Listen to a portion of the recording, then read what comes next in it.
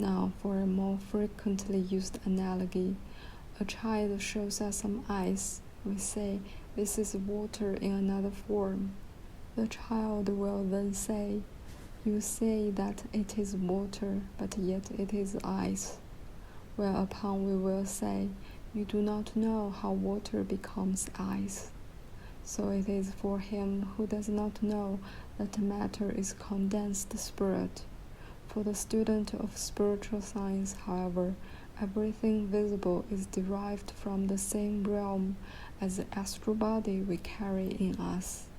Etheric and physical body are successive condensation products of the astral body. Here is another picture. We have a mass of water and convert part of it into ice. Thus we have ice in water. So it is that the etheric and physical bodies are condensed out of the astral. The astral body is a part that has retained its original form. Now, when something or other comes upon us, be it health or illness, we may then say that it is the expression of certain forces that we see in the astral body. Of course, we are speaking now only of illnesses that originate within, not of those that arise through outer influences, such as a fractured bone, an upset stomach, or a cut finger. We are speaking of the diseased conditions that spring from the human being's own nature, and we ask ourselves if there is not only an enduring connection between the astral and physical bodies, but also a more immediate connection between the inner soul events, desire and pain, and the physical condition of our bodies. May we say that in a measure, the outer health of the human being depends upon these or those feelings that he suffers through, these or those thoughts he experiences. We will be able herein to cast light upon important occurrences that should be valuable to people today. The human being of our time has lost the capacity to rouse himself to the knowledge that the physical body is not his only body. It is not a question of what the human being believes theoretically, but it is a question of what the attitude in his innermost soul is to the higher members of his being. In order to penetrate into what is really involved, let us bring to mind the quarrel between Wagner and Karl Vogt, that is the Vogt who wrote Blind Faith and Science. Wagner represented the spiritual viewpoint, while Vogt saw in man only a conglomeration of physical things, of atoms. For him, thoughts were but a precipitation of the brain, a blue vapor that arose from brain movements. At death, the substances cease to develop this blue vapor of thoughts. To this Wagner replied in approximately such a way that one had to believe that if some parent or other had 8 children, it followed that the parent spirit divided itself into 8 parts, one part going to each of the children. Thus Wagner pictured the spirit to himself in quite a material way, perhaps as many people do, as a mist formation. But it is a question of swinging oneself up with one's attitudes, impressions and feelings in order really to grasp the spirit. There may be many today who want none of this materialism, yet they grasp the spirit in a material way. Even many theosophists think of spirit as finely divided matter. Even in theosophy, much timid materialism is hidden. When it is impossible for someone to lift himself to spirit heights, after a while there appears for such a person an inner desolation, an emptiness, a disbelief in anything that goes beyond matter. When this takes hold of the feelings, when this eats its way into all beliefs, into all feeling of the soul, when the human being looks out into the world and no longer has the capacity to be impressed by what is back of what he sees, there comes to light what gradually leads him to the crassest physical egoism, in which his own body becomes ever more important to him, thus placing him ever further from Goethe's response, from powers that fetter every living being, that man is free who overcomes himself. At this juncture, we come to an important aspect of spiritual science that will not be fully disclosed for some time, unless spiritual science succeeds in enabling man to conquer himself. For if the human being continues to grasp with his intellect only what his senses perceive, then as a result there would follow for the human being's health something quite different from what would result were the human being to perceive in phenomena nothing but the spirit's sense expression. Materialistic thinking and spiritual scientific thinking have a great effect on the human being's inner life. Thus, the question of the significance of materialistic thinking and of spiritual scientific thinking have more than a theoretical meaning. As for the results of materialistic and spiritual scientific thinking, the one works to desolate, the other to imbue inwardly.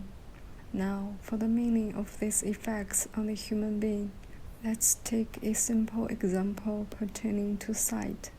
One becomes nearsighted if, during the period of early development, one lends oneself passively to impressions. If, however, one gives oneself actively to the impressions of things, then the eyes remain well. A man must develop productive power from within. Whatever provides him with the possibility of becoming the center of creativity and production is healthy. Unless he becomes creative from within outwards, his capacity for health will dry up, and his whole being will be compressed by the outer impressions. To all impressions from the outside, man must call up from his inner being a counterforce. This must also be supplemented by the reverse, in that the human being must unfold an activity that shuts itself off from the outside, becomes invisible from the outside. There are two soul experiences in which you need to steep yourselves. They will show you that the human being seeks an inner abundance that streams out, and also a center for his activity in the outer world. One should study these two feeling directions, for they lead us deep into man's illnesses.